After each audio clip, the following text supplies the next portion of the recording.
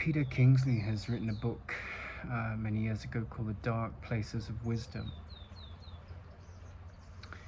And I do enjoy his writing and his work. I think he is a rare voice in the context of the stream of the Western culture that is not dominated by the Christian mythology, but is about the roots of Western civilization and where those roots are related to the tree of life that is the modern civilization and the challenges it faces. And because we're part of that civilization, I think his reflections are very valuable. And I'm not surprised at all that he's been shunned by the establishment, and in some ways he's also shunned the establishment, because the establishment from which he made his mark in the world is the academic world. And he describes himself as a mystic, and such a character is very threatening to academia, because a mystic is in the realm of truth. He's navigating the realm of truth, and academia is also always, it's sort of built around Carl Rogers' philosophy, the philosopher of science, that said you can't prove anything, but you can disprove things. And Carl Rogers is probably right. You can't prove anything empirically, but you can disprove things. Whereas you can prove things internally. You can come to a state of wisdom and knowing, and that's the path of the mystic. So someone like that is always going to be at odds with the soils from which he sprouted, you know. But I think this profound statement, The Dark Places of Wisdom, it's a great title, and it talks about, you know, it's related to the mythology of going down into the underworld where Persephone is to be found, and looking into the shadow nature, which is what Carl Jung's work was all about. You know, all the things that irritate you, all the things that anger you, all the things that frustrate you. That is the trench, that is the dark place of wisdom. And it happens at different levels for different people. You know, I met a psychotherapist on the course I went to at Edge Hill University, and she just couldn't fathom that someone, a woman especially, you know, the most enlightened person I've probably ever met was a woman. And I don't say that like with a sense of derision towards women. It's just a matter of fact, she happened to be in a female body. And but it doesn't make me like put women on a pedestal because of that, or men for that matter. But when I told this academic that this lady had told me she'd never experienced anger, this was definitely in the trough, in the ditch of what you would categorize as the dark places of wisdom for this lecturer, because she was so bound to her, I mean, she was an atheist, but she was bound to her sort of evangelical crusade that, you know, her job was to fix the world and to, you know, she was a healer. And she couldn't see into the dark places of wisdom that conversation I had with her brought up. It was a very calm conversation, but she immediately said, oh, you know, she's in denial. And I know she wasn't. You know, she had denied the denial of the truth, whereas this professor was very caught up in the denial of the truth, that we're a victim of the world. And at a certain relative level and a certain level of psychotherapy, it's very compassionate and empathetic to see people's victim story. I mean, very much so. Yeah, it would be completely lacking in compassion to say you weren't raped when you were. You know, I had my sovereignty attacked on a number of levels at that university, and I had to go to different bodies outside the university to hold it accountable. And it's a very challenging process, because the university is very powerful. They protected the academic, and they protected the students that she rallied on to, you know, in this chorus of like misandrist and sexist and racist verbiage, and even a threat of physical violence, because I didn't subscribe to the woke or the anti-woke philosophies. And you see this with anyone that is interested in a transpersonal view of psychology, you know. Whereas if you get stuck in the ego version of humanistic psychology, the value of the human being, then you can take side with the transgenders, or go against the transgenders, or you can, you know, the ego can pick any side and get stuck there and see itself a victim of these victimizers, and then be a victimizer itself towards the people it perceives as victimizers. Sorry, let me repeat that. The ego can come in and use a victim story to justify victimization behavior, becoming the victimizer. He did this to me, therefore I will attack and shame him. And it really was like going into a kindergarten version of what psychotherapy is really about. And you don't need a PhD to recognize this, but you do need emotional intelligence to get you through understanding what the victim mind is. And to a certain degree, healing the victim mind is a job of the psychotherapist. That's a big part of their job. But healing the illusion of the deeper arguments, which aren't very deep at all, that the ego creates to justify the victim mind, that is the true job. So, you know, a wounded healer will go around sort of with this unenlightened empathy. I see your pain, but I can't see beyond it to your light, which would be the enlightened empathy. And they would go around justifying their attack thoughts. And this academic that was fired was very much in her dark places of wisdom, in denial of her attachment to some fairly toxic and male-bashing appropriations of feminism. And my teacher said, you know, and I kind of agree with this, that and I'm not against feminism per se, you know, some of its arguments are very wise if it brings around equality, but if it involves attacking the opposite gender,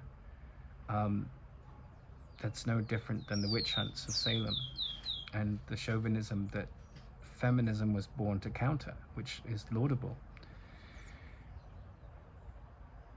And what I witnessed in this story was, you know, this beautiful phrase, the dark places of wisdom, because it is the places of your pained mind, the places where you are threatened or perceive yourself to be threatened, where the victim comes alive, you know. And I was very much, I had to leave the country, I had to leave my home at the university, I had to leave, you know, I had to go to a monastery. I didn't have a safe place to go, and I was being hunted by this lie about me, and the lie was protected by some very powerful people. You know, I went to the police and reported the lie, and then the university protected the lie. And so I was, this was my dark place of wisdom too, because I believed that I could be threatened. And of course my body and my ego can very much be threatened, you know, with disease, with a knife, with a gun, with, you know, my personal sense of self-esteem can be threatened if someone attacks it and undermines it. But in the trough of the dark places of wisdom, you go down into the underworld where Persephone reigns, and, you know, what you're there to do is to find the ascension of Sophia, the feminine aspect of wisdom. You know, your persona in the world has been attacked, and you've gone down into a depression, you've gone down into hell, you've gone down into negative thinking, you've gone down into the poor me mind. And you go down into that hell of the victim-victimizer dichotomy, and it's there that you recover the secrets of a deeper set of wisdom. You know, it's there that, you know, in your pained journey into hell, like as Carl Jung said, in the wound is the secret to healing as well. Buried in the wound is the secret to healing. So I was very much attacked. I was charged for a course which I didn't enter any assignments in, and I reported the abuse that got me further abused. You know, that reporting of the abuse got me further abused. Like a a bunch of women cried wolf and said, "Oh, he's a misogynist, and he's a racist," and none of it was remotely true. But it was their dark places of wisdom stuck in the attack defense mode. And for me, like, I wasn't attacking them. I still don't seek to attack them verbally, physically, psychologically, emotionally. I have no interest in that. That would be completely immature. But in order to protect my position in that situation, I had to, point out what had happened. And then I had to contend with the twisted narrative that made out this monster, this bogeyman that they'd put me in the box of, in terms of their descriptions of my behavior and my nature. And they hardly knew me. I mean, I'd been there for a few weeks, and this academic had come in, and she was, disgusted when I said I'd met someone that had never experienced anger. If I was a really open-minded psychotherapist, or anyone was a really open-minded psychotherapist, any anomaly like that, I can't see how it's not fascinating. And so that was very threatening to her cosmology. And when people are threatened, they attack and defend. And when I was threatened, my cosmology wasn't threatened, but my position in the physical world and my safety was. I had to report that. And what was protected was the lies. And so what Kingsley's talking about is that wisdom is often found. You go to these spiritual retreats and the teachers are often very happy, and they're there to save you from your ego thought system, and it's all a bit of a circus. And I'm not judging those people, but I'm saying that they can be very helpful, and they can also be a hindrance, just as a psychotherapist can be, just as the police can be. Any abuse of authority can be challenging. But the trick is to see that, often it is in the most difficult experiences in our life, in the darkest, places in our minds and in our stories, that we find the deepest kernels of wisdom. And that's why I always resonated with that book, because the Greeks had some understanding, with their great tragedies, where they would, there would be these two gods. There would be Ares, the god of war and conflict, and Apollo, the god of appreciation. And one would take his stance and tell his story in the play, and then the other would, it would be a tragedy, right? Because tragedy is where the ego loves to be, and seeing the tragedy with spiritual distance brings it to the level of the healed comedy. And so the job of Apollo in that situation is to persuade the chorus, right, who's trying to take in the middle of these two characters, these two voices, that no matter how much painful and difficult your experience is, there are within the kernel of that pain and that darkness the seeds of new life and new meaning.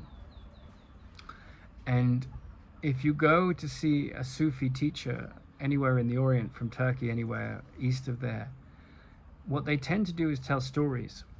And the stories are told in such a way and have such content that, if you're a beginner on the path of, excavating the illusions in your mind, the stories has a certain level of meaning to that person. And then if you're much further along, it has a different set of meanings.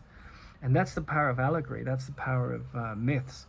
Because people come to the myths, if they're really powerful myths that come up from the unconscious to serve man. That's the role of the artist. If they come up from that place, then the different levels are spoken to. Some people see Jesus as a savior, and they believe there's going to be a literal second coming. And that's one level of listening to the story of Jesus on the cross and the whole story of his life.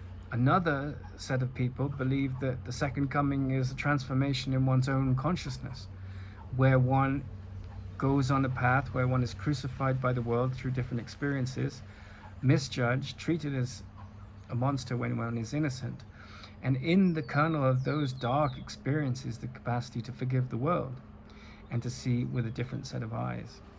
So how we take the very difficult stories of our lives, the sorrow and the pain, and how we filter those experiences through the interpretive mechanism in our minds is a window to how valuable we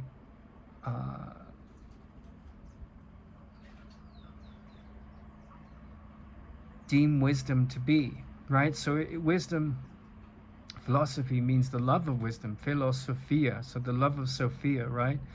This character that when you're in the dark depths of your pain, of people prosecuting you and attacking you and undermining you, and you having to defend yourself, you know, it's like being at a bar and someone comes up to you and says, do you beat your wife, right? You're not married, and you don't beat anyone, but they're looking to put some story of their aggression and their insecurity upon you. We've all had experiences of that, and then you have to handle it somehow, and it's very difficult not to be on the defensive. But in those very challenging, dark places, you know, philosophia, the love of Sophia, the love of the goddess of wisdom, comes up within us to triumph over these illusions, not to get caught in the defense and attack thoughts of the ego mind system that justifies the unhealed mind and the wounded healer, you know. So when I made that statement to this psychotherapist that then went on to, like, you know, she was fired, and she really did everything in her power to try and undermine my position there, and she was very successful. She got a whole group of people to attack and report me as a menace. And, you know, what did Jesus say? He said, love ye one another, and we crucified him. And I reported that there was someone that didn't get involved in the victimizer story as a concrete, undeniable truth. She realized that that is a relative truth that the ego thrives in, that loves to punish and attack and undermine and defend, but wisdom couldn't be found there. And so this person, who had no degree, no qualification other than a high school diploma, was, you know, far more advanced at 14 than maybe it will take lifetimes for that psychotherapist to reach, because of educated ignorance. Like that, you go to this university and you put all your money and investment in, and you may have just filled up the tank of your insecurity rather than seeing what that tank's about and not fueling it anymore. And when I told the story of this woman that I'd met after a decade in India studying yoga, we just said, you know, I've never experienced anger. I was in, you know, I didn't quite know how to relate to that. And she was just born in quite an evolved state. And so there's no guarantee that, you know, the authorities in the world that you have to handle have anywhere near the wisdom of people that you've met outside of those authorities. You know, the authorities may be completely blind to wisdom, but it doesn't matter who they are. All of them go into Hades, down to Persephone, to find the wisdom of Sophia in themselves, in the darkest, deepest, most challenging experiences in their lives, and to bring that Sophia wisdom up and to bore into the value of the dark places of wisdom and to extract the wisdom, because with wisdom comes love. But love is hard to align with without having the understanding of wisdom, because you can be loving and kind, but wisdom sort of, if you think of the paving of a road, wisdom is the clearing away of illusions it's the diggers that come in and clear the rubble and the rocks and the blocks to truth. And then love is the paved stones that are put down on top of that. But you need to go into hell, which is the creation of ego, to find Persephone and to release the Sophia wisdom inside you, so you can rise up and live in the world beyond the conflict of Aries and embrace the wisdom of the God of appreciation within you, Apollo. And with appreciation, its bride, forgiveness. They go hand in hand. They walk down the aisle of the wedding. You are constantly engaged in the marriage to self within the story of your life.